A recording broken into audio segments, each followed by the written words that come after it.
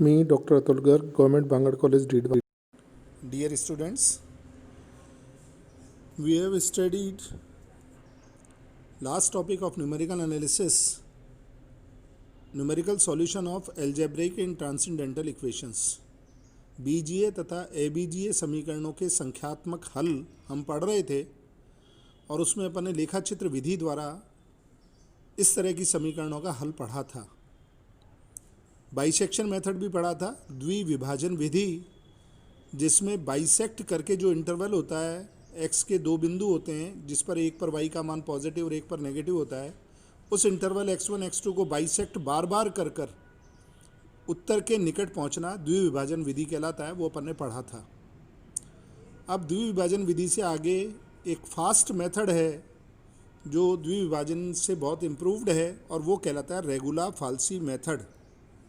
आज इस विधि का अध्ययन करेंगे जहाँ द्विविभाजन विधि में 8-10 स्टेप से अप्रॉक्सीमेशन से अपन उत्तर के निकट पहुँचते थे, उसमें रेगुलर फाल्सी मेथड में 3 या 4 स्टेप में ही उत्तर के निकट पहुँच जाते हैं। तो ये है रेगुलर फाल्सी मेथड। ये ओल्डेस्ट मेथड है रूट निकालने का। न्यूमेरिकल इक्वेशंस जो दी गई हैं, अलजेब्रिक हो चाहे ट्रांसेंडेंटल हो, उनका सॉल्यूशन निकालने का ये ओल्डेस्ट और फास्ट मेथड है। और इस मेथड को लीनियर इंटरपोलेशन भी कहा जाता है। इस विधि से न्यूमेरिकल सॉल्यूशन निकालना इक्वेशंस का। तो इस मेथड में भी हमें एक x1 x2 इंटरवल, ऐसा छोटा इंटरवल देखते हैं जिसके बीच में रूट है। जैसे कोई इक्वेशन दे दी, जैसे क्वाड्रेटिक इक्वेशन है तो उसके 2 रूट हैं, तो उसमें से एक रूट के लिए उसके निकट का इंटरवल अपन देखते हैं कि जिसमें एक पर फलन का मान पॉजिटिव हो रहा है और एक पर फलन का मान नेगेटिव हो रहा है। मतलब y = fx अगर फलन दे रखा है तो x1 x2 ऐसे 2 मान अपन रूट के नज़दीक वाले देखते हैं जिस पर y1 और y2 आपस में अपोजिट साइन के आ जाएं। मतलब y = fx में x1 रखने पर मान लीजिए y नेगेटिव बन रहा है और x = x2 रखने पर y = fx2 मान लीजिए पॉजिटिव बन रहा है। तो फिर ये अपोजिट साइन के हो गए y1 y2, मतलब रूट इसके बीच में है। तो उस रूट को कैलकुलेट करना है। तो इसके लिए जो अपन विधि काम में लेंगे उसको समझने के लिए एक अपन जो मैंने इस पर डायग्राम बना रखा है उस पर अब ध्यान करें। तो मान लीजिए P बिंदु है x1 y1, ये रहा बिंदु P, x1 y1 बिंदु है जिसमें दूरी ये है x1, OA दूरी x1 है और ये ऊंचाई है y1, मान लीजिए पॉजिटिव है। तो फलन दे रखा है अपने को y = fx। तो फलन जो दे रखा है y = fx, उसमें x = x1 पर y1 पॉजिटिव है। और दूसरा इंटरवल मान लीजिए Q बिंदु है x2 y2, इसमें x = x2, ये दूरी x2 है। तो ये दूरी x2 रखने पर y मान लीजिए नेगेटिव आ रहा है y2, तो y = fx में x = x2 रखने पर y नेगेटिव बन रहा है। तो ये Q बिंदु इस x एक्सिस के नीचे की ओर है। तो अब अपन जानते हैं कि छोटा इंटरवल अगर है तो कर्व PQ और स्ट्रेट लाइन PQ में अंतर। जब बिंदु P पर y का मान y1 जो है वो पॉजिटिव है और बिंदु Q पर जो अपन ने रूट के नज़दीक के 2 पॉइंट माने हैं उस पर y2 का मान नेगेटिव है, इसलिए रूट x1 और x2 के बीच में लाई करता है, विद्यमान है। तो इस स्थिति में जब PQ 2 बिंदु जो नज़दीक के थे रूट के उसका अपन ग्राफ खींचें या कर्व खींचें और स्ट्रेट लाइन P के बीच में खींचें तो उसमें ज़्यादा अंतर नहीं रह जाता है। ये चित्र बड़ा करके दिखाया गया है इसलिए अंतर दिख रहा है। बाकी अगर इंटरवल कम है तो ये फिर एक स्ट्रेट लाइन ही मानी जा सकती है। तो इस स्थिति में जो x एक्सिस पर कटान है इसका r बिंदु, इसका x कोऑर्डिनेट जो भी आएगा वही वहाँ पर y 0 होगा, क्योंकि x एक्सिस पर है तो y का मान तो 0 है। तो y = 0 x के किस बिंदु पर है, यही तो रूट कहलाता है। तो x का मान जब बिंदु r पर निकालेंगे तो वही रूट कहलाएगा, एग्जैक्ट रूट ऑफ इक्वेशन जो समीकरण दी गई है उसका होगा। इसको ज्ञात करने के लिए, आर के कोऑर्डिनेट्स को ज्ञात करने के लिए, एक्स का मान ज्ञात करने के लिए अपन 2 त्रिभुज इसमें देखते हैं जो डायग्राम बनाया हुआ है। इसमें एक्स एक्सिस है, वाई एक्सिस है। P बिंदु पर ये दूरी x1 है, ये दूरी ऊंचाई y1 है और ये दूरी वाई ये बी जो पॉइंट है या क्यू बिंदु के लिए ये दूरी x2 है और ये y2 है। तो इसमें अगर अपन देखें दो त्रिभुज बन को लें, अगर एक तो त्रिभुज लें PA और R और दूसरा PSQ, ये त्रिभुज लें, दो त्रिभुज ये वाले लें तो ये समरूप हैं। तो इसलिए AR अपॉन AP का मान देखें तो वह SQ अपॉन SP के इक्वल ही होगा। तो AR तो है डिस्टेंस h, तो ये तो h लिख दिया अपन ने, और AP है y1 का पॉजिटिव मान। दूरी हमेशा नेगेटिव नहीं होती है, तो दूरी का मान चूँकि पॉजिटिव ही लेना है, क्योंकि ये y1 ऊपर पॉजिटिव है, y2 नीचे नेगेटिव आ रहा है, तो अपने को तो केवल धनात्मक मान ले रहा है, संख्यात्मक मान लेना है। तो ये y1 हो गया। SQ है x2 माइनस x1, ये रहा SQ x2 माइनस x1 है। और SP का मान अपन देखें तो SP है y1 प्लस y2 का संख्यात्मक मान। तो इससे अपन h निकाल सकते हैं। ये जो इंटरवल h है अपने को एक्चुअली निकालनी तो x दूरी है, O से लेके R तक की दूरी x कोऑर्डिनेट कहलाएगा R का, जो कि रूट का मान होगा, इक्वेशन का रूट होगा। तो h अपन ने लिख दिया। अब इसमें x1 ऐड करेंगे तो ये फिर OR दूरी जो x कोऑर्डिनेट R के आ जाएंगे, x और y तो ज़ीरो है ही। तो इससे अपन ने h निकाला, h का मान आ गया x2 minus x1 mod y1 upon mod y1 plus mod y2, ये h का मान आ गया। इस h के मान में अगर x1 जोड़ दें तो फिर ये पूरे R का x कोऑर्डिनेट आ गया, जिसे x1 से अपन ने लिख लिया। तो x1 का मान आया x, ये ऊपर जो लिख रहा है ना अप्रॉक्सीमेशन का 1 लिख रहा है ब्रैकेट के अंदर, तो फर्स्ट अप्रॉक्सीमेशन में 1 लिखेंगे, सेकंड अप्रॉक्सीमेशन में इसमें ब्रैकेट के अंदर 2 लिखेंगे। तो ये इस तरह से अपन अप्रॉक्सीमेशन को रिप्रेजेंट करते हैं, इससे x1 x2 x3 x4 से पावर में जो ब्रैकेट में लगा रखा है। तो ये मान x1 प्लस h हुआ। तो x1 का मान तो आ गया एज इट इज़, और h का मान अपन ने ऊपर निकाला x2 minus x1 mod y1 over mod y1 plus mod y2। ये सूत्र है अप्रॉक्सीमेशन का रेगुलर फाल्सी मेथड। तो रेगुलर फाल्सी मेथड में सूत्र को लगातार इम्प्रूव करके उत्तर के निकट पहुंच जाएंगे। इसमें अपन x1 ज्ञात करेंगे, जैसा इसमें दिखाया गया है, ये x1 निकालेंगे, ये फर्स्ट अप्रॉक्सीमेशन कहलाता है। फिर x1 का जो मान आएगा उस मान पे y1 का मान देखेंगे पॉजिटिव है या नेगेटिव है, उसके अनुसार निर्धारित करेंगे कि अब रूट इन दो इंटरवल में है जो अपन ने x1 निकाला है, तो या तो x1 और इस x में होगा या इस x और x2 के बीच में रूट होगा, वो पॉजिटिव नेगेटिव y के मान पर निर्भर करेगा।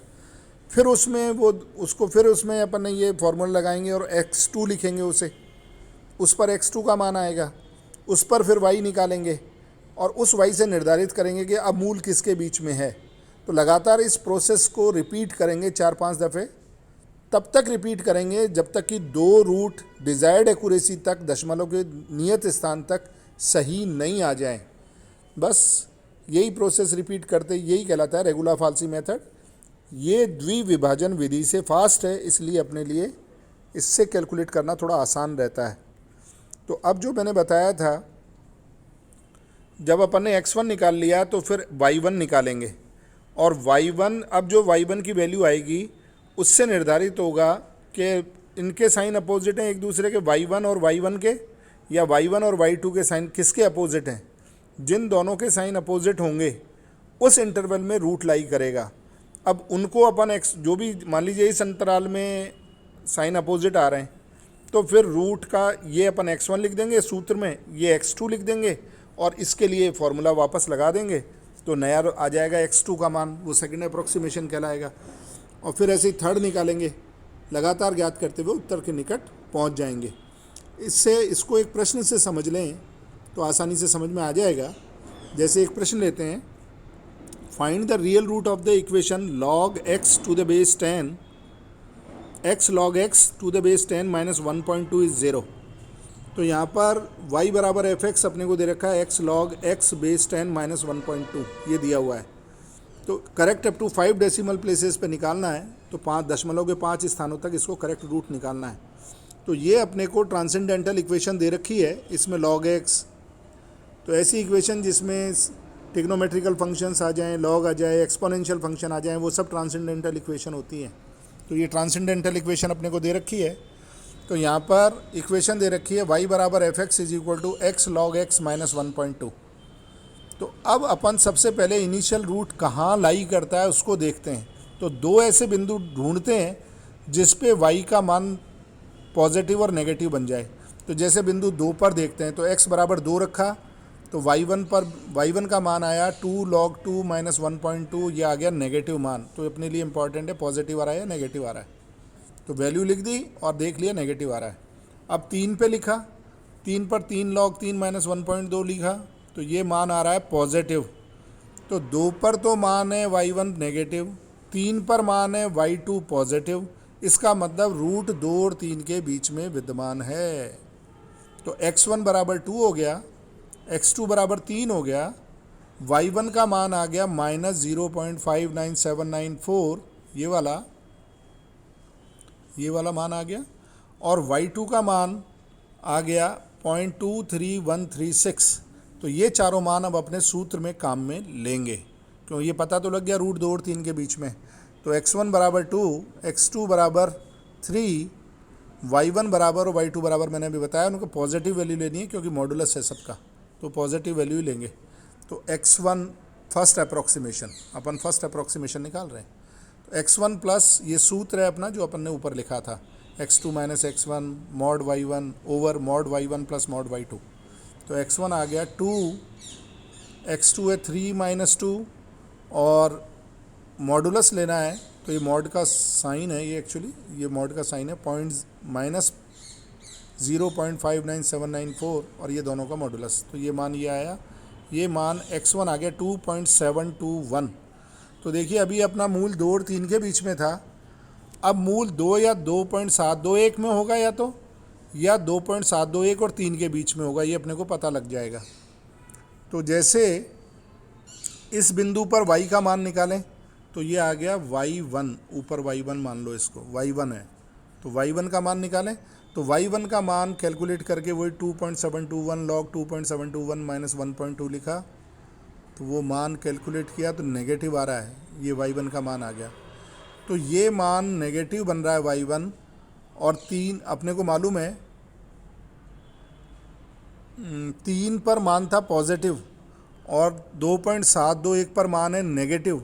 इसका मतलब रूट 2.721 और 3 के बीच में लाई करता है। तो अब अपने लिए ये x1 हो गया, ये x2 हो गया, और y1 का मान ये वाला हो गया, और y2 3 पे अपन ने ऊपर निकाल ही रखा है, वो y2 हो गया। दोबारा इसी फॉर्मूले में अपन रखते हैं इसी चीज़ को, तो x2 सेकेंड अप्रॉक्सीमेशन आ रहा है x2, तो 2.721 x1 आ गया, और ये आ गया x2 माइनस x1, और ये मॉडुलस y1 मॉडुलस y2 फिर निकाला, ये आ गया 2.74021। तो ये सेकेंड अप्रॉक्सीमेशन आ गया। इसको अगर देखें तो दशमलव के एक स्थान तक जो x1 में आ रहा था वही x2 में आ रहा है, तो दशमलव के एक स्थान तक ये रूट 2.7 है। अब चूंकि अपने को और भी आगे डेसिमल प्लेसेस तक बताना है कि सही वैल्यू निकालनी है, तो अब इस x2 बिंदु पर अपन ने y का मान निकाला, y बराबर एफ एक्स ही तो होता है, तो ये y निकाला, जिसे y2 भी कह सकते हैं अपन। तो y2 निकाला तो वो आ रहा है माइनस 0.0004, नेगेटिव आ रहा है। तो अपने को पता है ये मान नेगेटिव है, F3 पर मान पॉजिटिव है, तो रूट इन दोनों के बीच में है, इन दोनों के बीच में रूट है। तो ये अब अपना x1 बन गया, ये x2 बन गया, y1 मॉडुलस इससे निकालेंगे, और y2 3 वाला रखना ही है, 3 का y2 है। तो ये वापस थर्ड अप्रॉक्सीमेशन में ये सारी चीज़ें रख दी, x1 x2 minus x1 mod y1 upon mod y1 plus mod y2। तो ये वैल्यू आ गई 2.740648। तो इस प्रोसेस को आगे भी अपन 1-2 टर्म आगे और ले जाएं, x4 x5 निकालेंगे तो 5 डेसिमल प्लेसेस तक ये समान आएगा, इसलिए ये आंसर सही है। तो इस तरह से अपन इस तरह के जितने भी क्वेश्चंस हैं, चाहे वो अलजेब्रिक इक्वेशन हो जिनमें केवल x आता है, x की घातें आती हैं, बहुपद होता है, या फिर ट्रांसेंडेंटल इक्वेशन ABGA जिनमें साइन कॉस टेन ई की पावर लॉग वगैरह आए, ऐसी इक्वेशंस, उनके इस रेगुलर फाल्सी मेथड से लगातार इम्प्रूव करते हुए, अप्रॉक्सीमेशन करते हुए अपन उत्तर जब दो बराबर आ जाएं तो वहाँ तक पहुँच जाते हैं। तो यही विधि थी रेगुला फाल्सी मेथड। अब न्यूटन रेप्सन मेथड और इटरेशन मेथड और हैं इस चैप्टर में। इसी के साथ अपना फिर न्यूमेरिकल एनालिसिस का ये वाला चैप्टर पूरा कंप्लीट हो जाएगा। तो यहाँ तक जो मैंने पढ़ाया आप अच्छी तरह से उसको रिवाइज़ कर लें, और अब अगर नेक्स्ट लेक्चर में अपन जो रिमेनिंग मेथड्स हैं वो भी पढ़ लेंगे। तो इस तरह से न्यूमेरिकल एनालिसिस को आप अच्छे से तैयार कर लीजिए, फिर आगे के नेक्स्ट लेक्चर में पढ़ेंगे।